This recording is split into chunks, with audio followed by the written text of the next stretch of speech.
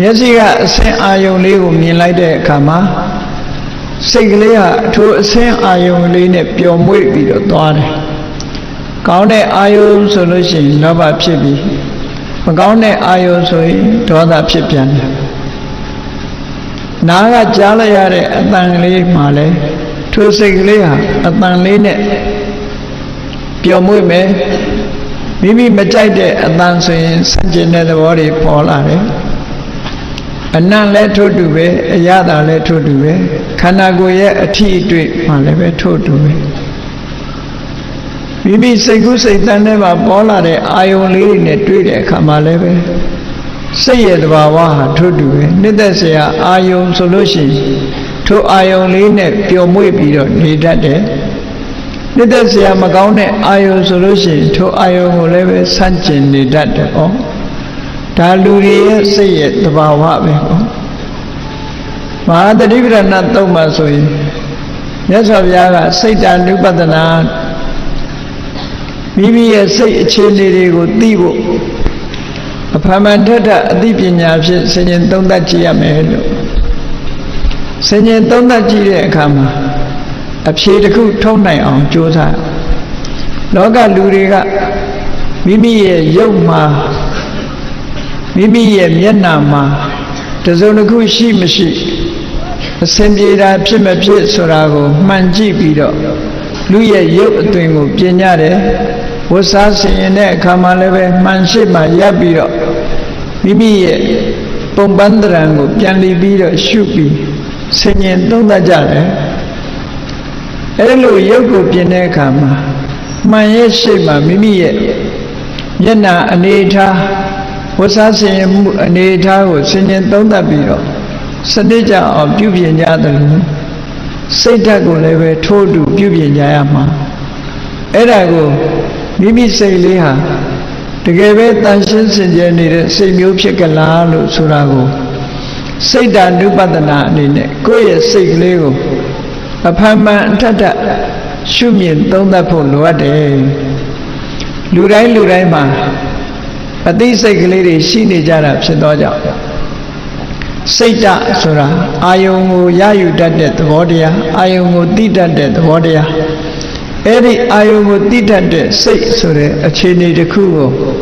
အနုပဒနာဉာဏ်ဖြင့်အဖန်မှန်ထထဆင်ញင်သုံးသပ်ခြင်းလို့ဒီလိုအဓိပ္ပာယ်ရတယ်ပေါ့အဲ့ဒီလိုစိတ်ရဲ့အခြေအနေတစ်ခုကိုဆင်ញင်သုံးသပ်ပြီးဆိုတဲ့အခါမှာလိုအပ်ချက်တွေကဘာတွေတုံးလို့ဆိုတော့ဝိရိယလိုအပ်တယ်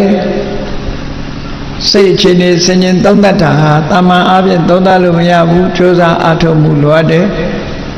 အဲ့ဒါကိုမဟာသတိပဋ္ဌာန်သုံးပါအာတာပိလို့ဘူရိယကျိုးပန်းအထုတ်မှုရှိရမယ်ဆိုတာအာတာပဆိုတဲ့လုံလဝိရိယရှိရမယ်လို့ဒီလိုပြောတယ်မတိတိအောင်ကြိုးစားရမယ်တမ္ပဇာနောတတိမှာတမ္ပဇာနာဆိုတာ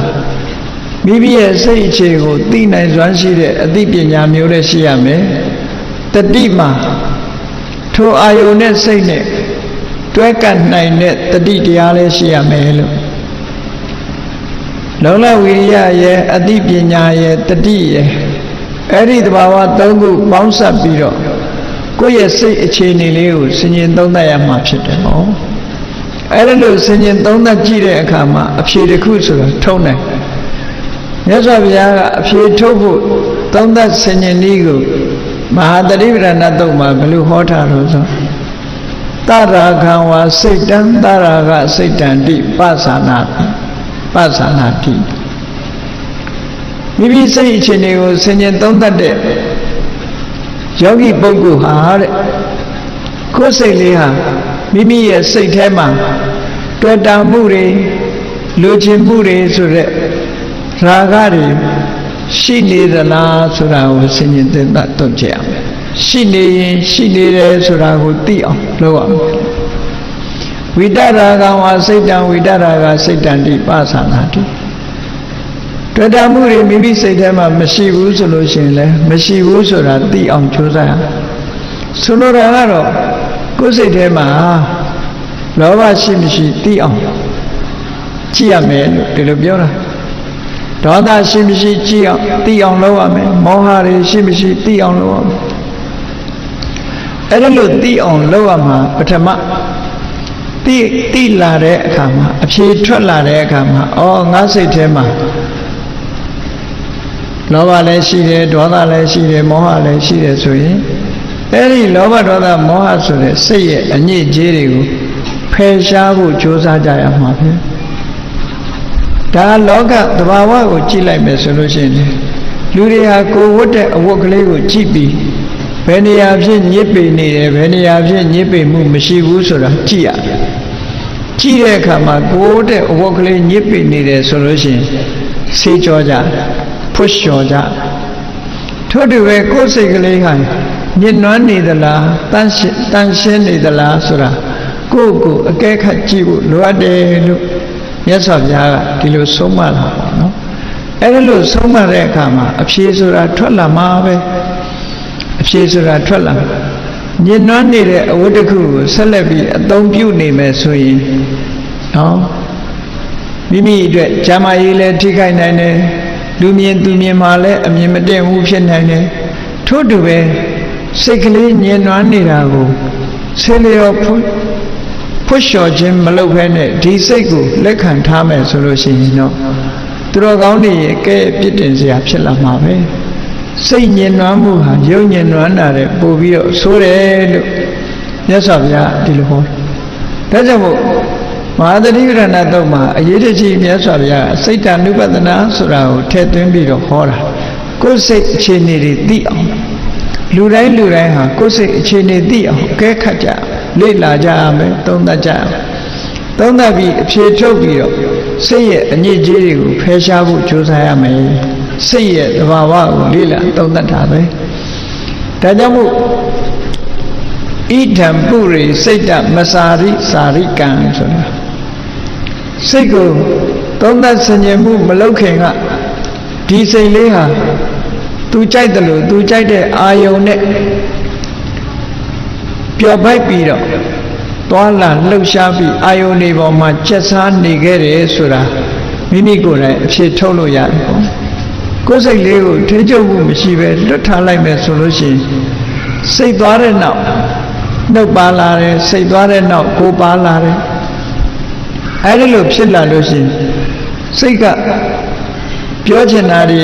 စိတ်ထဲမှာပေါ်လာလို့ရှိရင်နှုတ်ကလိုက်ပြောတယ်လှုပ်ချင်တာတွေပေါ်လာတဲ့အခါမှာကိုယ်ဒီလက်ရောက်လိုက်လှုပ်တယ်အဲ့တော့စိတ်ထဲမှာပေါ်တဲ့အရာအလုံးကိုလိုက်ပြောရမှာလားလိုက်ပြီးတော့လှုပ်ရမှာလားလို့ဆိုလို့ရှိရင်နော်ဥပမာမယ်လူတယောက်ကိုမုန်းနေတဲ့စိတ်ပေါ်လာလို့ရိုက်ချင်နှက်ချင်လာတယ်ဆိုရင်သွားပြီးမုန်းတဲ့စိတ်နဲ့သွားရိုက်နှက်မယ်ဆိုပြဿနာတွေမတက်ပြီဘူးလားနော်အဲ့ဒါကြောင့်မလို့စိတ်ထဲမှာဖြစ်တဲ့အတိုင်းပြောလို့လည်းမရဘူးလုံးလို့မရဘူး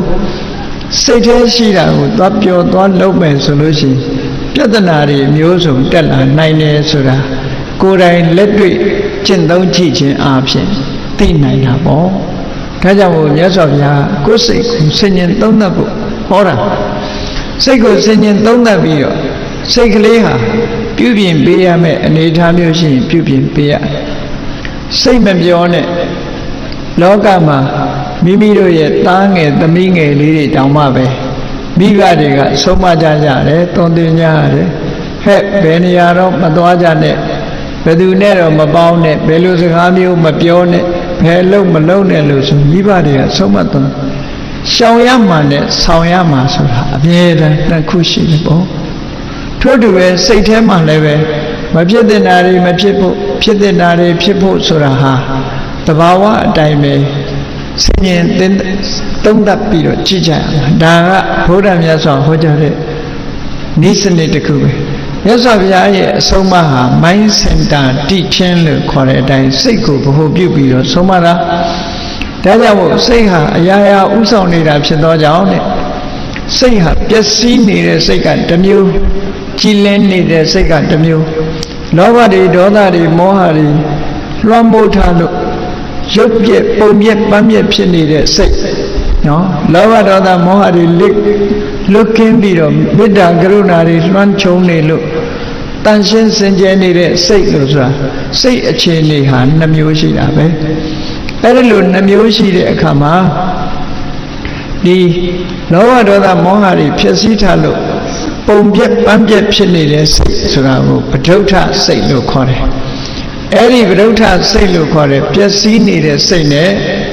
မနတာစေပဋ္ဌုထေနဘာတတိဝါကရောတိဝါပြောလိုက်မယ်တစုံတစ်ခုကိုလှုပ်လိုက်မယ်ဆိုလို့ရှိရင်တဲ့ဘာဖြစ်လားတတောနံဒုက္ခမနွေတိအဲ့ဒီလိုမိမိစိတ်ပျက်စီးနေတဲ့စိတ်နဲ့ပြောလိုက်ခြင်းလှုပ်လိုက်ခြင်းကြောင့်ပြဿနာတွေနောက်ဆက်တွဲလိုက်လာမှာဖြစ်တယ်လို့မြတ်စွာဘုရားဒီလိုဟောနောက်တစ်ခုမိမိရဲ့စိတ်ကလေးမှာကောင်းမြတ်တဲ့အရေးချင်းတွေတရားတွေနဲ့လွှမ်းမိုးထားတယ်တတိတွေပညာတွေနဲ့လွှမ်းမိုးနေတယ်သို့မဟုတ်အလောဘဆိုတဲ့ဒီလောဘကိုဖယ်ရှားနိုင်တဲ့သဘာဝတရားတွေလွှမ်းမိုးထားတယ်အဒေါသလို့ခေါ်တဲ့မေတ္တာစေတနာတွေလွှမ်းမိုးနေတယ်အဲ့ဒီကောင်းမြတ်တဲ့သဘာဝတရားတွေလွှမ်းမိုးထားတဲ့စိတ်ကလေးကိုပတဏစိတ်တကြည်လင်းနေတဲ့အပြစ်ကင်းတဲ့စိတ်လို့ခေါ်တာတရားရှိပြီကောင်းမြတ်တဲ့အတွေ့အကြံတွေရှိပြီဆိုရင်အများကောင်းကျိုးဖြစ်ပေါ်အောင်သူကကုညီတယ်ဆောင်းလျှောက်တယ်အများအကျိုးဆောင်ရွက်တယ်ဖရာဝဲတွေကျင့်ပလို့ဖရာရဲ့မြတ်စွာဘုရားကိုပူဇော်တယ်လှူဒန်းကြတယ်တရားဓမ္မထိုင်ကြတယ်တရားကျင့်ကြတယ်ကောင်းတဲ့အလုပ်တွေကိုလုပ်လာတယ်ဆိုတဲ့စိတ်ဟာတာမန်စိတ်မဟုတ်ဘူးတရားလွှမ်းခြုံထားတဲ့စိတ်အလောဘလို့ဆိုတဲ့ဒီကုသိုလ်တရားလွှမ်းခြုံထားတဲ့စိတ်အရောဒလို့ဆိုတဲ့မေတ္တာစေတနာလွှမ်းခြုံထားတဲ့စိတ်မျိုးအမောဟလို့ဆိုတဲ့အသိပညာလွှမ်းခြုံထားတဲ့စိတ်မျိုးသာဖြစ်တယ်အဲ့ဒီစိတ်မျိုးဟာပတဏကြည်လင်းနေတဲ့စိတ်ပတဏစိတ်ဓာတ်ကြည်လင်းနေတဲ့စိတ်ပဲအဲ့ဒါကိုမြတ်စွာဘုရားကမနတာစေပတဏနေနဘာတတိဝါကရောတိဝါအဲ့ဒီလိုကြည်လင်းနေတဲ့စိတ်ကလေးနဲ့ပြောလိုက်မယ်ဆိုလိုက်မယ်ဟုတ်တယ်လေတကယ်ကိုစိတ်ထားကြည်လင်းနေပြီးတော့ပြောမယ်ဆိုရင်လည်းကောင်းတဲ့စကားပဲပြောတယ်လုပ်တယ်ဆိုရင်လည်းကောင်းတဲ့အလုပ်ကောင်းတယ်ဆိုတာအများအကျိုးဖြစ်ဖို့လုပ်တဲ့အလုပ်မျိုးအကောင်းလို့ပြောတယ်ဘယ်သူကမှမထိခိုက်ဘူးဘယ်သူကမှမနစ်နာစေဘူးအားလုံးချမ်းသာဖို့အားလုံးပျော်ရွှင်ဖို့ဖြစ်တဲ့အလုပ်တွေကောင်းတဲ့အလုပ်တွေစကားပြောလို့ရှိရင်ကောင်းတဲ့အကျိုးရှိတဲ့စကားတွေကိုပြောလာတယ်အဲ့ဒါကြောင့်မလို့ကြည်လင်တဲ့စိတ်နဲ့ပြောလိုက်မယ်လှုပ်လိုက်မယ်ဆိုလို့ရှိရင်တတောနံဒုက္ခမနွေတိအဲ့ဒီနောက်ဟာကောင်းရချမ်းသာဒုက္ခတွေဆိုတာလိုက်ပါလာမှာဖြစ်တယ်လို့မြတ်စွာဘုရားကစိတ်ကိုဗဟိုပြုပြီးတော့ဒီလိုဆုံးမတယ်အဲ့ဒါကြောင့်မလို့စိတ်ဓာနုပဒနာအရာကိုယ်စိတ်လေးကိုအမြဲတမ်းဆန်းစစ်နေဖို့လိုအပ်တယ်ကိုယ်စိတ်လေးကိုမျက်နှာကိုမှန်ကြည့်ပြီးတော့ပြင်တယ်လို့ပဲကိုယ်စိတ်ကိုဉာဏ်နဲ့သိပြီးတော့ပြင်းနေကြမှာဖြစ်တယ်ဒါကမြတ်စွာဘုရားရဲ့အဆုံးအမအရာလုပ်နေရတယ်အဲ့ဒီလိုကိုယ်စိတ်လေးကိုဆင်ញင်သုံးသပ်ပြီးတော့ကြည့်ရှုနေခြင်းဒီပင်လေကမ္မထာတရားအားထုတ်တယ်လို့လည်းဒီပိုင်းကပြောလို့ရတယ်ပေါ့ကမ္မထာအားထုတ်တယ်ဆိုတာထိုင်ပြီးတော့နေလိုက်ထိုင်နေလိုက်ပြီးတော့အေးမနေ့မိုးလင်းကနေညနေထိငါဘယ်နှခါစိတ်ဆိုးတယ်လဲငါစိတ်ထဲမှာဖြစ်သလားငါစိတ်ထဲမှာအမှန်တည်းတဲ့မောဟတွေဖြစ်သလားမာနတွေဖြစ်သလားအိတ်တာတွေဖြစ်သလားမစ္စရိယာတွေဖြစ်သလားဆိုတဲ့မကောင်းတဲ့သဘာဝတရားတွေဖြစ်မဖြစ်ဆင်ញင်သုံးသပ်ကြည့်ရအောင်တစ်ဖက်ကလည်းငါစိတ်ထဲမှာအလောဘလို့ခေါ်တဲ့လောဘကိုဖယ်ရှားနိုင်ပြီးတော့အများပေါ်မှာရဲရောတဲ့ကိုယ်ပစ္စည်းကိုစွန့်လွတ်နိုင်တဲ့သဘာဝတရားတွေဖြစ်သလားအဒေါသလို့ဆိုရဲအများပေါ်မှာအကျိုးလိုလားတဲ့မေတ္တာတရားတွေဖြစ်သလားအမောဟလို့ခေါ်တဲ့အမှန်ကန်စဉ်းစားတဲ့ပညာတွေဖြစ်သလားတရားလို့ခေါ်တဲ့ယုံကြည်မှုတွေငါတဏ္ဍာမှာဖြစ်သလားတတိလို့ခေါ်တဲ့သဘာဝတရားတွေပေါ်မှာအမှတ်ရနေမှုဖြစ်သလားလို့ဆိုတာကိုယ့်ကိုဆန်းစစ်ကြည့်ခြင်းဟာကမ္မထာအလုပ်အားထုတ်ခြင်းတစ်မျိုးပဲပေါ့အဲ့ဒီလိုအားထုတ်ခြင်းကပို့ပြီးတော့အကျိုးထိရောက်စေနိုင်တယ်ပေါ့အဲ့ဒီလို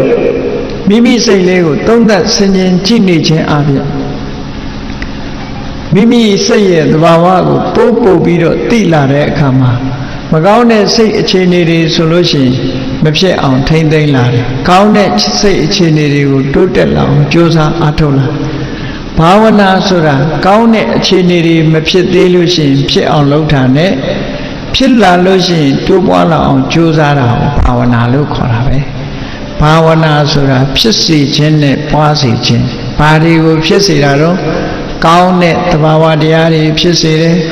ကောင်းတဲ့သဘာဝတရားတွေဆိုတာတတိတွေတိုးတက်စေတယ်ပညာတွေတိုးတက်စေတယ်တမာတိတွေတိုးတက်စေဒီဟာကိုကောင်းတဲ့သဘာဝအဲ့ဒီကောင်းတဲ့သဘာဝတွေမိမိတဏ္ဍာမှာဖြစ်စေပြီးတိုးတက်လာလှုပ်ခြင်းဟာဘာဝနာအလုပ်ပဲလို့ဒီလိုပြောကြအဲ့ဒါလို့ဘာဝနာအလုပ်မှာအာယုန်တစ်ခုကိုအာယုန်ပြုတ်ပြီးတော့လှုပ်ကြဖြစ်တယ်အာယုန်ပြုတ်တဲ့အခါမှာ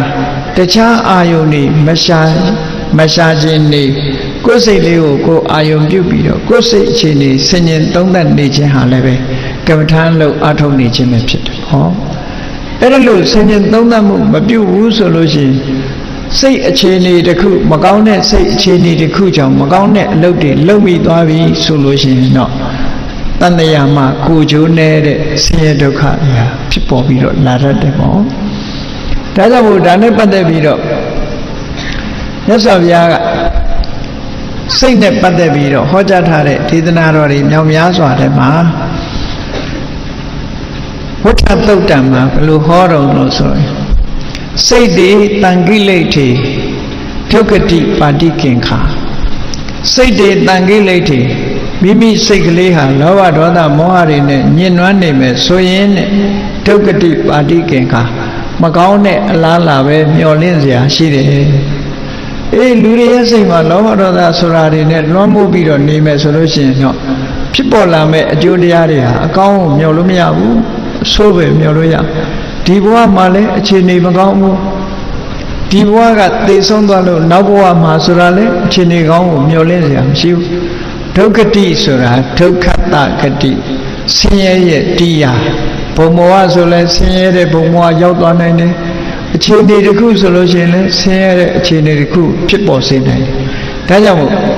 မြတ်စွာဘုရားကဒီစကားလေးတူတူလေးပဲဟောတာစိတ်တွေတန်ကိလေတွေစိတ်တွေညှဉ်းနှွမ်းနေမယ်ဆိုရင်ဘာတွေနဲ့ညှဉ်းနှွမ်းတာတော့လောဘဖြစ်ရင်လည်းစိတ်ညှဉ်းနှွမ်းတယ်လို့ခေါ်တယ်ဒေါသဖြစ်လို့ရှိရင်လည်းစိတ်ညှဉ်းနှွမ်းတယ်လို့ခေါ်တယ်မောဟဖြစ်လို့ရှိရင်လည်းစိတ်ညှဉ်းနှွမ်းတယ်လို့ခေါ်တယ်တစုံတယောက်မိမိနဲ့ရှင်ပြိုင်အလုပ်လုပ်တဲ့ပုဂ္ဂိုလ်ကကိုယ့်ရဲ့ตาသွားလို့ရှိရင်မနာလို့ဖြစ်တာလဲညှဉ်းနှွမ်းတယ်လို့ခေါ်တယ်ကိုအောင်မြင်ကြီးပွားတယ်လို့သူများကိုအောင်မြင်ကြီးပွားစေမှုမရှိဘူးဆိုတဲ့စိတ်ဟာလည်းပဲညှဉ်းနှွမ်းတဲ့စိတ်လို့ဒီလိုခေါ်တာပေါ့အဲ့ဒီညှဉ်းနှွမ်းစေတဲ့အရာတွေကိုယ်စိတ်ထဲမှာရှိနေပြီဆိုလို့ရှိရင်စိတ်ညှဉ်းနှွမ်းနေတဲ့ပုဂ္ဂိုလ်တယောက်ဟာအပြောဆိုတာလည်း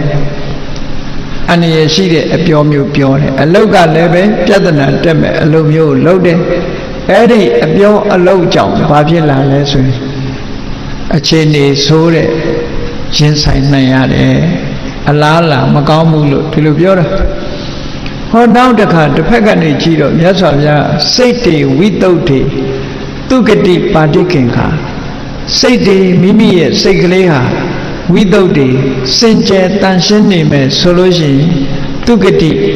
ကောင်းမြတ်တဲ့အလားအလာကိုပါတိကင်္ခာမျှော်လင့်ရတယ်သူကတိဆိုတာ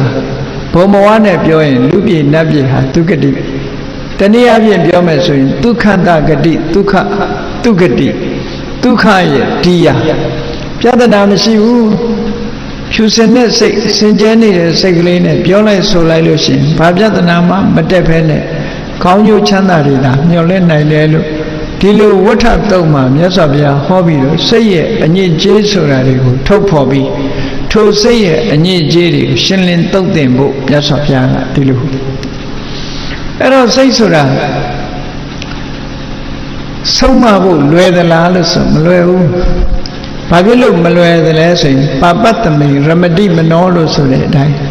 စိတ်ကလေးဟာအာယုန်တွေနဲ့အာယုန်ဒီပေါ်မှာလွင်ပါပြီးတော့ချက်စားနေကြဖြစ်လို့လောဘနဲ့တွဲတယ်ဒေါသနဲ့တွဲတယ်မောဟနဲ့တွဲတယ်အတွဲများတာနဲ့သွားပြီးတော့စိတ်ကလေးဟာဆုံးမဖို့ခက်ခဲတဲ့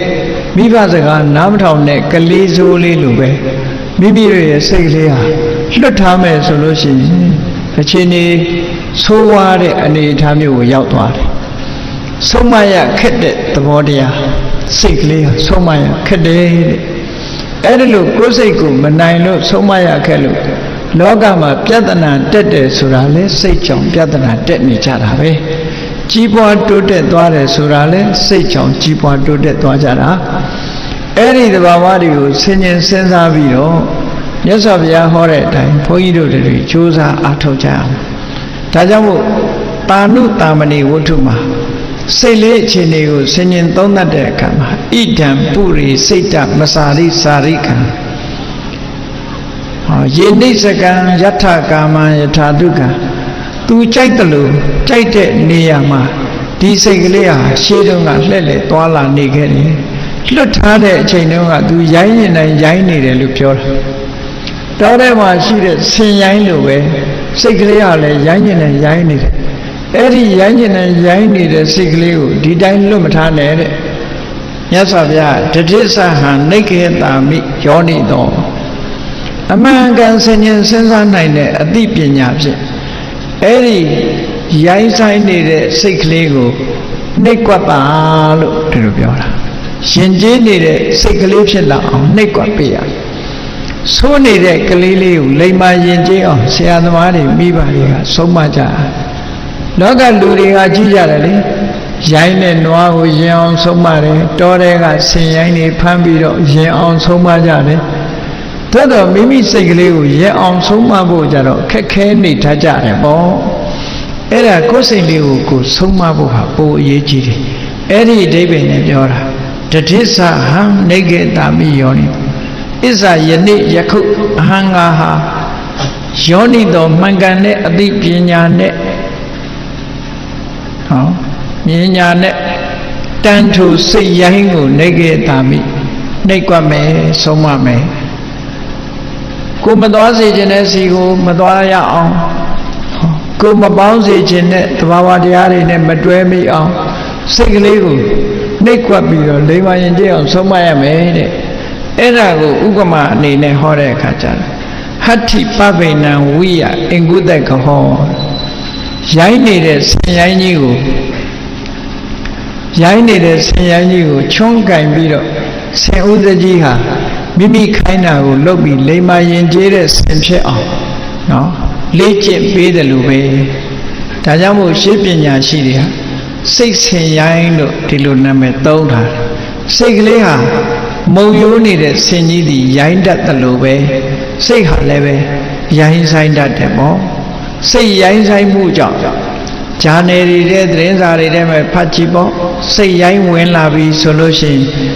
လောကမှာအမှုတွေဖြစ်တယ်ဆိုတာစိတ်ရိုင်းဝင်လို့ဖြစ်သွားတာပဲလေ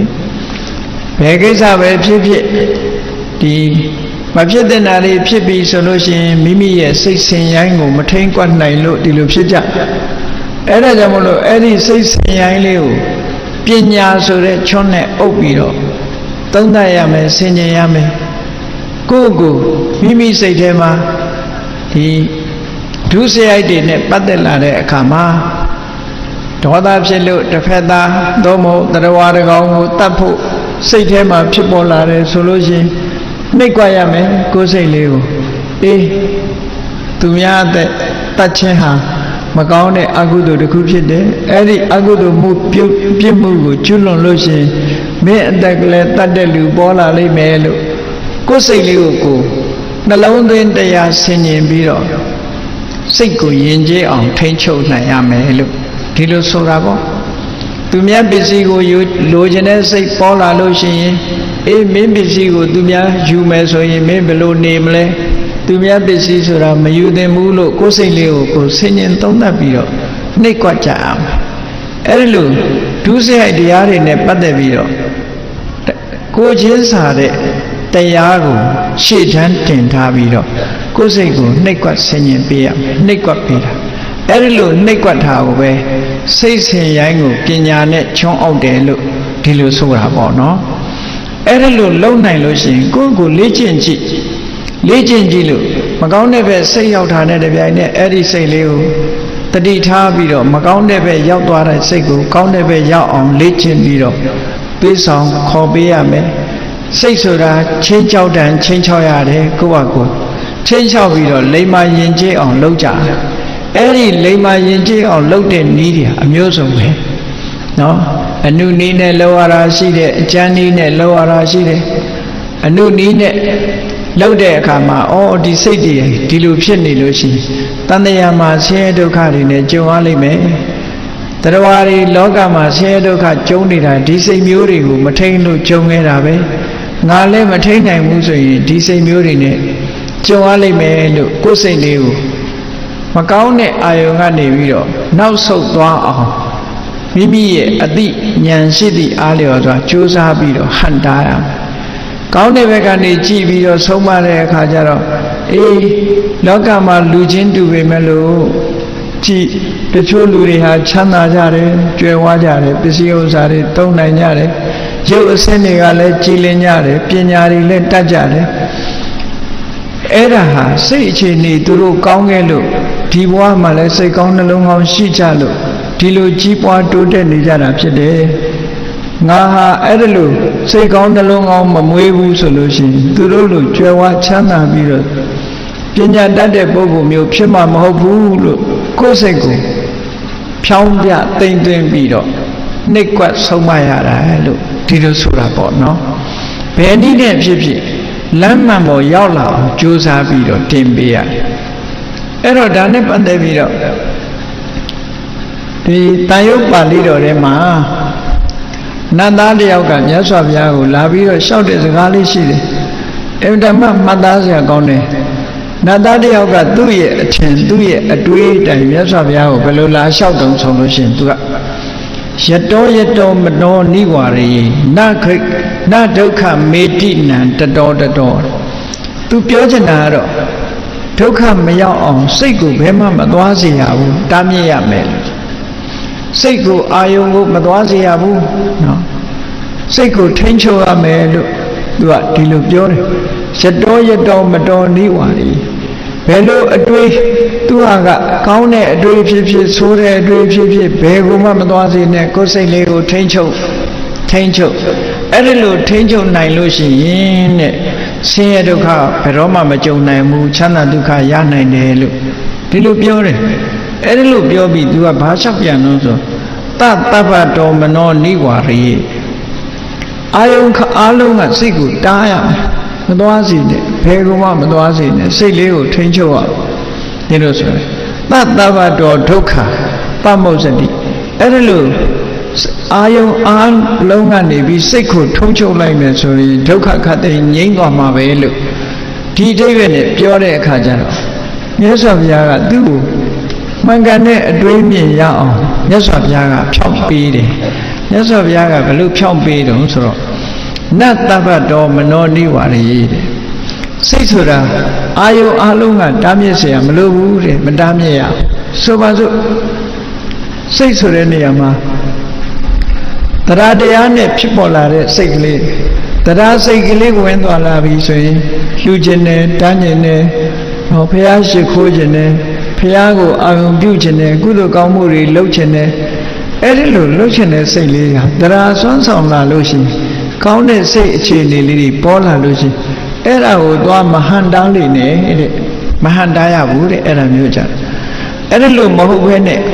မကောင်းတဲ့ဒုစရိုက်တွေလုပ်ဖို့စိတ်ကြံစည်လာတယ်နော်ခိုးဖို့ဝက်ဖို့ကြံစည်လာတယ်လူရက်ဖို့ကြံစည်လာတယ်ဆိုရင်တော့တားရမယ်ကိုယ်စိတ်တွေဆိုလိုတာကသူစရိုက်ဘက်ကိုသွားတဲ့စိတ်မျိုးကိုမတားရဘူးဒုစရိုက်ဘက်ကိုသွားတဲ့စိတ်မျိုးကိုသာတားရမယ်မကောင်းတဲ့အာယုံဘက်ကိုသွားမယ်ဆိုရင်တားကောင်းတဲ့အာယုံဘက်ကောင်းတဲ့အလုပ်ဘက်ကိုသွားလို့ရှိရင်မတားနဲ့ဒီလိုပြောလို့မြတ်စွာဘုရားဒီလိုခေါ်တယ်ဒါမို့နတ်တပ္ပတောမနောနိဝါရေတပ္ပတောအရာခတ်သိမ့်မှမနောစိတ်ကိုနနိဝါရေမတားမြစ်ပါနဲ့တားမြစ်ဖို့မလိုဘူးတဲ့နမနောတန်တတ္တမာဂတံစိတ်ဆိုတာ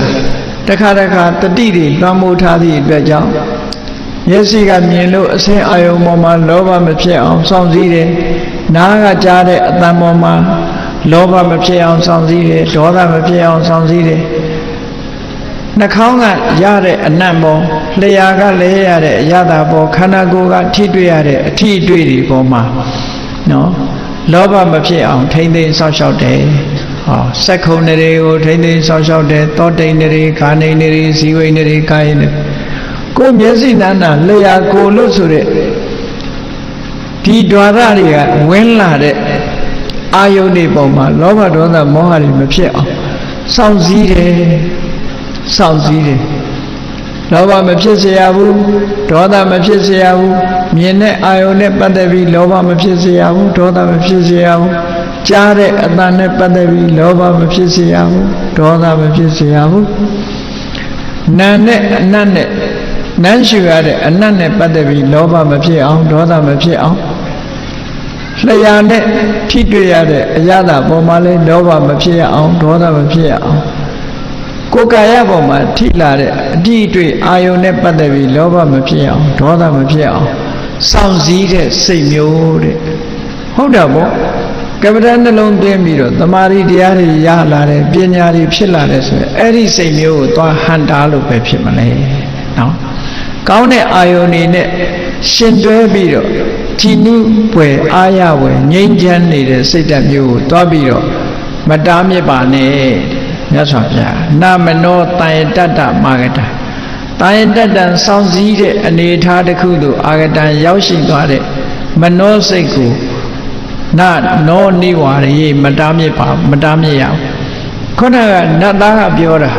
ဘယ်ဟာပဲဖြစ်ဖြစ်စိတ်ကိုမဖြစ်အောင်တားပါလို့ပြောတာအဲ့ဒီစကားဟာမမှန်ကန်တဲ့စကားဖြစ်လို့မြတ်စွာဘုရားစိတ်ဆိုတာအလုံးကနေတားရမှာမဟုတ်ဘူးတဲ့အလုံးကနေတားရမှာမဟုတ်ဘူးစောင့်စည်းနေတဲ့စိတ်မျိုးကိုမတားရဘူးတဲ့တတိတွေပညာတွေဝိရိယတွေနဲ့ရှင်တွဲနေတဲ့စိတ်မျိုးကိုမတားရဘူးတဲ့ဘယ်လိုစိတ်မျိုးမှတားရတာတော့ဆိုယတောယတောစပပကံတတောတတောမနောနိဝါရီမကောင်းတဲ့ဘက်ကိုဥလဲ့သွားတဲ့စိတ်မျိုးတော့တားပါလို့ဒီလိုပြောတာပေါ့ဟုတ်တာပေါ့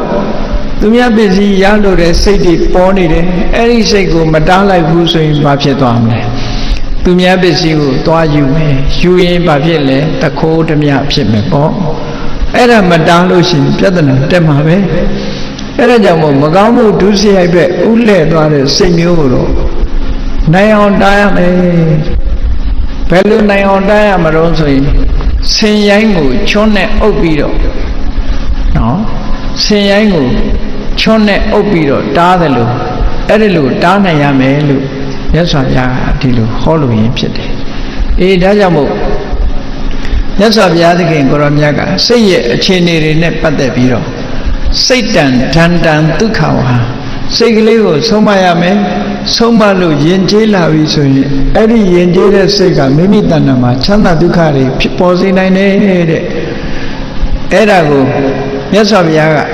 ဟောတယ်စိတ်ရဲ့အခြေအနေနဲ့ပတ်သက်ပြီးဒုရင်ကမံဧကစရံအတရိရံကုဟတယရေစိတ်တံတယမိတန္တိမောက္ခန္တိမာရဗန္ဒနာ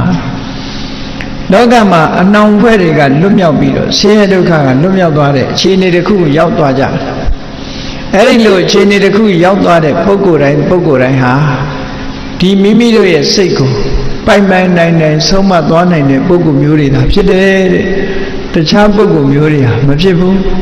အဲ့ဒါကြောင့်မို့မိမိတို့စိတ်ကိုဆုံးမကြရမယ်လို့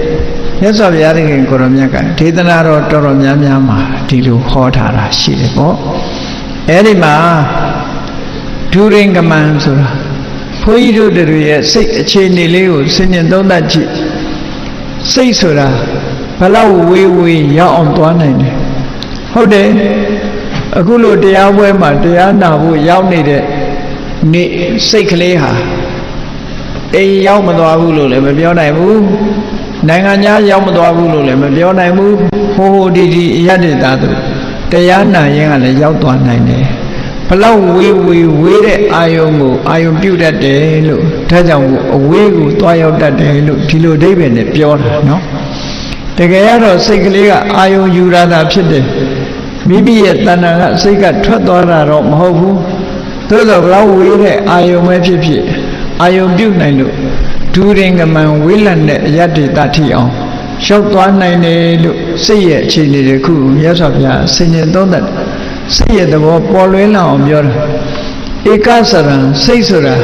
တစ်ခုဖြစ်ပြီးမှတစ်ခုဖြစ်တာသွားခြင်းနဲ့စိတ်ဖြစ်ပြီးမှနော်စားခြင်းနဲ့စိတ်သွားခြင်းနဲ့စိတ်ပြောခြင်းနဲ့စိတ်ဆိုခြင်းနဲ့စိတ်ဆိုတာတွေကတပြိုင်တည်းဖြစ်ကြတာမဟုတ်ဘူးတပြိုင်တည်းဖြစ်တာမဟုတ်ဘူးဥပမာပဲလူတွေကတယ်လီဗီရှင်းကြည့်ရင်မျက်စိကလည်းဇာလမ်းမှာပါတဲ့အယုတ်တွေကိုမြင်တယ်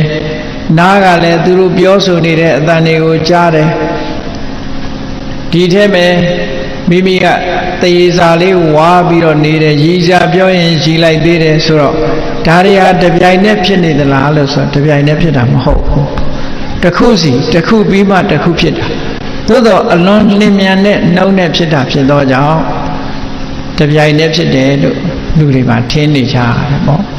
စိတ်ဆိုတာတစ်ခုဖြစ်ပြီးမှနောက်တစ်ခုဖြစ်လို့ရတယ်ဧကဆိုတာတစ်ခုတည်းသာတစ်ခုချင်းသာဖြစ်လို့ရှိတယ်ဘယ်လိုအဓိပ္ပာယ်ယူရတော့ဆိုရင်တယ်လီဗီရှင်းကြည့်နေလို့ရုပ်ပုံမြင်တဲ့စိတ်မြင်နေတဲ့အခိုက်မှာအတန်မကြားဘူးအတန်ကြားလိုက်တဲ့အခိုက်လေးမှာရုပ်ကိုမမြင်ဘူးသို့တော့စိတ်ရဲ့အပြောင်းလဲဟာအလွန်မြန်သည့်အတွက်ကြောင့်ရုပ်ပုံနဲ့တပြိုင်တည်းမြင်တဲ့အတန်လည်းတပြိုင်တည်းကြားတယ်လို့ဒီလိုထင်တာဘာနဲ့ဥပမာတူတော့ဆိုရင်ကလေးငယ်တွေမိစကိုပွေရမ်းတဲ့အခါမှာဘေးကကြည့်ရတဲ့ပုဂ္ဂိုလ်ဟာမီးဆက်ဝိုင်းကြီးလို့ဒီလိုထင်ရတယ်ပေါ့တကယ်တော့မီးကအဝိုင်းကြီးမဟုတ်ဘူးလင်းမြန်စွာရမ်းသည့်အတွက်ကြောင့်မီးဆက်ဝန်းကြီးလို့ဒီလိုထင်နေကြရတယ်ပေါ့အဲ့ဒီအဓိပ္ပာယ်မျိုးကိုဆိုလို့စိတ်ဟာလည်းပဲတဏှာထဲမှာတစ်ချိန်ထဲမှာနှစ်ခုတပြိုင်နဲ့မဖြစ်ဘူးတစ်ခုစီတာဖြစ်တယ်တဲ့အဲ့ဒါကိုရည်ရွယ်ပြီးတော့မြတ်စွာဘုရားကဧကစရံတစ်ခုဖြစ်ပြီးမှတစ်ခုဖြစ်တာတဲ့ကိုယ်စိတ်လေးကိုကိုယ်ဆင်ញင်သုံးသပ်ပြီးတော့အဲ့ဒါကိုမြင်နိုင်အောင်ကြည့်မယ်ဆိုလို့ရှိရင်ဒါဝိပဿနာဉာဏ်ဖြစ်နိုင်တယ်ပေါ့နော်စိတ်ရဲ့အခြေအနေလေးဟာတစ်ခုဖြစ်လာပြီးတဲ့နောက်မှာပြတ်သွားပြီးမှနောက်တစ်ခုဖြစ်တယ်ဆိုတာအလေးနဲ့ထားပြီးဆင်ញင်သုံးသပ်ကြည့်လို့ရှိရင်တမာရီစွမ်းအားတတိစွမ်းအားပညာစွမ်းအားတွေနဲ့ကြည့်တဲ့အခါမှာအချိန်ပိုင်းလေးတွေမတူဘူးဆိုတာကိုသိရှိကြမှာဖြစ်တယ်လျင်မြန်သည့်အတွက်ကြောင့်လောကမှာမသိလိုက်တာတွေအများကြီးရှိတယ်အလုံးတရားချစ်ခင်သူတော်စင်ပြိဿအပေါင်းတို့မိမိတို့ရဲ့မျက်စိတွေဟာနော်စက္ကန့်အလိုက်တဦးနဲ့တဦးမတူတဲ့အနေအထားအရမျက်တောင်လေးတွေခတ်နေကြတာပဲအဲ့ဒီမျက်တောင်ခတ်လိုက်တဲ့အချိန်မှာမြင်ရသလားလို့ဆိုမမြင်ရဘူးအဲ့ဒီအချိန်လေးကမှောင်သွားတာပဲသို့တော့ကိုယ့်ကိုမှောင်သွားတယ်လို့သိလားလို့ဆိုမသိဘူးဘာဖြစ်လို့မသိတာတော့ဉာဏ်လုံးအကြည့်လို့မသိတာဟောမျက်တောင်ခတ်လိုက်တဲ့အချိန်လေးမှာမမြင်ရဘူးသိကြတယ်အဲ့ဒီမမြင်ရတဲ့ပြတ်တောင်းသွားတဲ့အချိန်လေးကအမှန်တမ်းတိုးသည့်အတွက်ကြောင့်မျက်တောင်ခတ်တာကိုမှောင်သွားမှလည်းမသိလိုက်ဘူးလူရဲ့စိတ်ဟာလည်းပဲဖြစ်ပြီးတော့ပြတ်သွားတာကိုလူကမြင်ရင်မှမြင်တယ်မြင်မို့ရအမှန်တမ်းခက်တယ်ကြီးမားတဲ့တတိကြီးမားတဲ့ဝီရိယနဲ့ကြီးမားတဲ့တမာတိပညာတို့နဲ့သိနိုင်တာဖြစ်လို့ဝိပဿနာကျင့်စဉ်တစ်ခုကိုကျင့်ပြီးတော့တတိစွမ်းအားတွေကောင်းလာပြီဆိုလို့ရှိရင်တော့ဒီစိတ်ကလေးဟာဖြစ်ပြီးတော့ပြတ်သွားတယ်ဆိုတာမြင်နိုင်စွမ်းရှိကြတယ်ပေါ့အေးဒါကြောင့်မို့ဧကစရံတစ်ခုဖြစ်ပြီးမှတစ်ခုပြက်ပြီးမှတစ်ခုဖြစ်တယ်တစ်ခုချင်းသာဖြစ်နေရှိတယ်ဆိုပါစို့မြင်တဲ့စိတ်နဲ့မြင်တဲ့စိတ်ကလေးဖြစ်နေတဲ့အချိန်မှာကြားတဲ့စိတ်မဖြစ်ဘူးကြားတဲ့စိတ်ဖြစ်နေတဲ့အချိန်မှာမြင်တဲ့စိတ်ဆိုတာမဖြစ်ဘူးသို့တော့တမ္မာအပြင်ကြည့်မယ်ဒီစိတ်နှစ်ခုဟာတပြိုင်တည်းဖြစ်နေတယ်လို့ထင်ရတယ်ပေါ့လင်းမြန်သည့်အတွက်ကြောင့်အတရိဒံစိတ်ဆိုတာရုပ်တည်လို့ပုံပန်းတရံရှိတာအကောင်ထဲမရှိဘူးအကောင်ထဲမရှိသည့်အတွက်ကြောင့်စိတ်ကိုပုံတရံနဲ့ပေါ်ပြလို့မရဘူးတဲ့ခုဟာတရားစိတ်ကလေးဟာမဟာဘုတ်ဆိုတာကိုမှီပြီးတော့ဖြစ်တယ်ဒီနေရာမှာဟရိယဝတ္ထုကိုမှီပြီးတော့ဖြစ်တဲ့စိတ်ရှိတယ်မျက်စိပေါ်မှာမှီပြီးတော့စိတ်ဖြစ်တဲ့စိတ်ရှိတယ်နားပေါ်မှာမှီဖြစ်တဲ့စိတ်ရှိတယ်နှာခေါင်းပေါ်လျှာပေါ်ကိုယ်ကာယပေါ်မှာမှီပြီးတော့ဖြစ်တဲ့စိတ်တွေရှိတယ်အဲ့ဒါလို့အမိလေးတွေနဲ့ဖြစ်ကြတာမို့ခုဟာတရား မိရပေါ်မှာမိပြီးတော့မှစိတ်ကလေးတွေဟာဖြစ်တယ်လို့အဲ့ဒါလို့လျင်မြန်ပြီးတော့စွမ်းရည်တတ္တိရှိတဲ့ဒီစိတ်ကလေးကိုမြတ်စွာဘုရားကဘာလို့ရမလဲရေစိတ်တံတန်ယမစ်တန်တိတတိပညာမြတ်စွာဘုရားရဲ့အဆုံးအမသိရှိနားလည်ကြတဲ့ပုဂ္ဂိုလ်များအဲ့ဒီစိတ်ကလေးကိုကောင်းတဲ့အာယုံပေါ်မှာထိမ့်သိမ့်ပြီးတော့စောင့်စည်းထားနိုင်မယ်မကောင်းတဲ့ဘက်မသွားအောင်ထိမ့်ချုပ်နိုင်မယ်လို့ဆိုလို့ရှိရင်လောဘတွေနဲ့မတွဲအောင်ဒေါသတွေနဲ့မတွဲအောင်ထိမ့်သိမ့်စောင့်ရှောက်ကြမယ်မောဟတွေနဲ့မတွဲအောင်ထိမ့်သိမ့်စောင့်ရှောက်ကြမယ်ဆိုရင်မောက္ခန္တိမာရဗန္ဒနာကိလေသာဆိုတဲ့အနှောင်ဖွဲ့တွေကလည်းလွတ်နိုင်တယ်နော်တေခြင်းတရားဆိုတဲ့မစ္စုမာရအနှောင်ဖွဲ့ကလည်းလွတ်နိုင်တယ်ကံတရားလို့ဆိုတဲ့အဘိသင်္ခါရမာရကလည်းလွတ်နိုင်တယ်လို့ဘုန်းကြီးတို့တွေဟာအဲ့ဒီအနှောင်ဖွဲ့တွေကမလွတ်သေးသည့်အတွက်ကြောင့်ကံတရားတွေကလည်းကိုယ်တဏ္ဍမှာရှိနေတဲ့အကျိုးပေးလိမ့်မယ်ကိလေသာတွေကလည်းကိုယ်တဏ္ဍမှာရှိနေတယ်ထိုကိလေသာတွေရဲ့ဆွမ်းဆောင်မှုကြောင့်ဘဝတွေမှာညှဉ်းနှွမ်းပြီးဆင်းရဲဒုက္ခရောက်ကြတယ်တေခြင်းတရားဆိုတာလည်းမကင်းနိုင်ကြဘူးဒါကြောင့်မို့အဲ့ဒီမာရလို့ဆိုတဲ့မစ္စုမန်ဆိုတဲ့တေခြင်းတရားအဘိသင်္ခါရမန်လို့ဆိုတဲ့ကံတရားကိလေသာမန်ဆိုတဲ့ကိလေသာဒီမာရဆိုတဲ့မိမိကိုဖြည့်ဆည်းနိုင်တဲ့စွမ်းအားရှိတဲ့သဘာဝတရားတွေကဘုန်းကြီးတို့တွေမလွတ်နိုင်မဲနဲ့ရှိနေကြတယ်လို့ဒီလိုဆိုလိုတာပေါ့နော်ဒါကြောင့်မို့ဒီစိတ်ကလေးကိုထိန်းချုပ်နိုင်ပြီဆိုလို့ရှိရင်အဲ့ဒီမာရဆိုတဲ့အနှောင်ဖွဲ့တွေကလွတ်မြောက်ပြီးတော့ဆင်းရဲဒုက္ခတွေအလုံးကခွင်းလုံးကျွတ်လွတ်ပြီးနိဗ္ဗာန်ချမ်းသာကိုမျက်မှောက်ပြုနိုင်ပါတယ်လို့မြတ်စွာဘုရားဒီလိုဟောလို့ရင်မှာပဲဒါကြောင့်မို့တရားချစ်ခင်သူတော်စင်ပြိဿအပေါင်းတို့မိမိတို့တဏ္ဍာမှာရှိတဲ့မိမိတို့ရဲ့စိတ်အခြေအနေလေးကိုစိတ်ဓာနုပဒနာဆိုတဲ့ကျင့်စဉ်ရအစင်မပြအကဲခတ်ပြီးတော့လေ့လာစိတ်ရဲ့အညစ်အကြေးတွေမိမိတို့စိတ်ထဲမှာမဝင်ရလေအောင်မိမိတို့စိတ်ကလေးထာဝရဖြူစင်းနေရအောင်ကြည်ကြံကြုတ်ကိုအထောက်ကြရမှာဖြစ်တယ်နော်ဒါနကောင်းမှုလုပ်တဲ့အခါမှာဘယ်လိုစိတ်အခြေအနေတွေဟာဖြူစင်သွားတယ်လဲလို့ဆိုရင်ဒါနကောင်းမှုလုပ်လိုက်တာနဲ့တပြိုင်နက်လောဘဆိုတဲ့အညစ်အကြေးကိုဖယ်ရှားလိုက်နိုင်ခြင်းပဲဖြစ်တယ်ဘယ်သူကဖယ်လိုက်တာတော့ဆိုတော့အလောဘဆိုတဲ့စွမ်းအားရှိတဲ့ကုသိုလ်သဘာဝတရားဖယ်ရှားတာပဲဖြစ်တယ်ဥပမာမဲ့အမှောင်ကိုဘယ်သူကဖယ်လဲဆိုအလင်းကဖယ်တာပဲအလင်းရောက်လာတာနဲ့အမှောင်ဟာရပ်တည်နိုင်စွမ်းမရှိဘူးထို့တူပဲအလောဘဆိုတဲ့သဘာဝတရားကလောဘကိုဖယ်ရှားပြလိုက်တယ်ထို့တူပဲစိတ်ရဲ့အညစ်အကြေးဖြစ်တဲ့ဒေါသအလုံးမကျတဲ့ဒေါသတွေမိမိစိတ်ထဲမှာလွှမ်းခြုံနေပြီဆိုလို့ရှိရင်အဲ့ဒီဒေါသဆိုတဲ့အလိုမကျတဲ့အရာကိုအဒေါသဆိုတဲ့မေတ္တာတရားကဖယ်ရှားပြနိုင်တယ်ပေါ့အဒေါသဆိုတဲ့မေတ္တာတရားဖြစ်ပေါ်ပြီးတော့နေလို့ရှိရင်ဒေါသဆိုတဲ့အညစ်အကြေးဟာစိတ်ထဲမှာမဖြစ်နိုင်တော့ဘူးထို့တူပဲအမောဟဆိုတဲ့အသိပညာရောက်လာတာနဲ့တပြိုင်နက်မောဟဆိုတဲ့တွေ့ဝေမှုလုံးတဲ့နာနဲ့မလုံးတဲ့နာ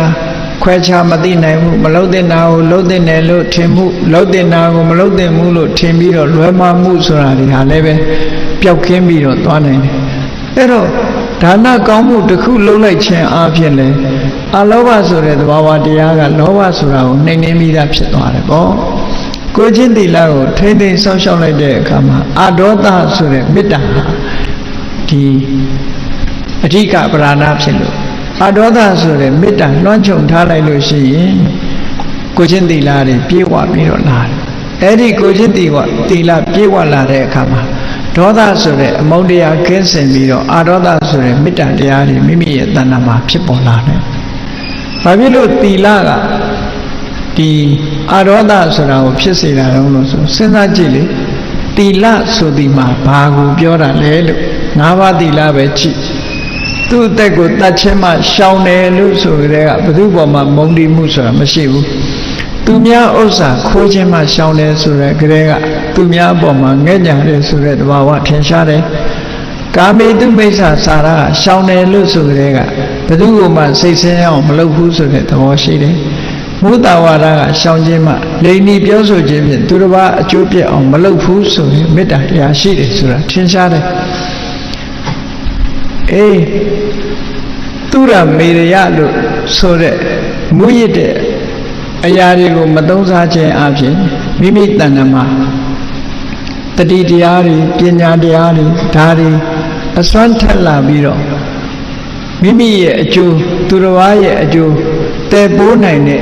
ဉာဏ်ရည်ဉာဏ်သွေးတွေဖြစ်ပေါ်လာစေနိုင်တယ်တတိတရားတွေဖြစ်ပေါ်လာစေနိုင်တယ်ပညာတွေဖြစ်ပေါ်လာစေနိုင်တယ်ဆိုတော့မိမိမူရစေဝါမသုံးခြင်းအပြင်မိမိရဲ့မိသားစုလည်းစိတ်ချမ်းသာမှုကိုပေးနိုင်တယ်ပတ်ဝန်းကျင်ကိုလည်းစိတ်ချမ်းသာမှုပေးနိုင်တယ်မိမိကနေအများပေါ်မှာကောင်းကျိုးချမ်းသာတွေကိုပြုလုပ်နိုင်တယ်ဆိုတဲ့အနေအထားမျိုးတွေရှိလာတော့အာဒေါသဆိုတဲ့မေတ္တာတရားရဲ့တယုတ်ဟာကိုကျင့်သီလလုံနာနဲ့ပဲပြည့်စုံသွားတယ်လို့ဒီလိုပြောတာနော်အမောဟဆိုတဲ့ဉာဏ်ပညာရှိလာတာနဲ့တပြိုင်နက်ဘာဖြစ်လဲဟောအမောဟဆိုတဲ့အသိဉာဏ်ရှိလာတဲ့အခါမှာမိမိစိတ်အခြေအနေတစ်ခုကိုဆင်ခြင်သုံးသပ်လာတယ်ငါစိတ်ဟာစင်ကြယ်တဲ့စိတ်ဟုတ်ကလားညှဉ်းနှွမ်းတဲ့စိတ်ဖြစ်နေသလားညှဉ်းနှွမ်းတဲ့စိတ်ဟုတ်မဟုတ်စင်ကြယ်တဲ့စိတ်မဟုတ်ဟုတ်မဟုတ်ကိုဆင်ခြင်သုံးသပ်ပြီးသိရှိလာတဲ့အခါမှာ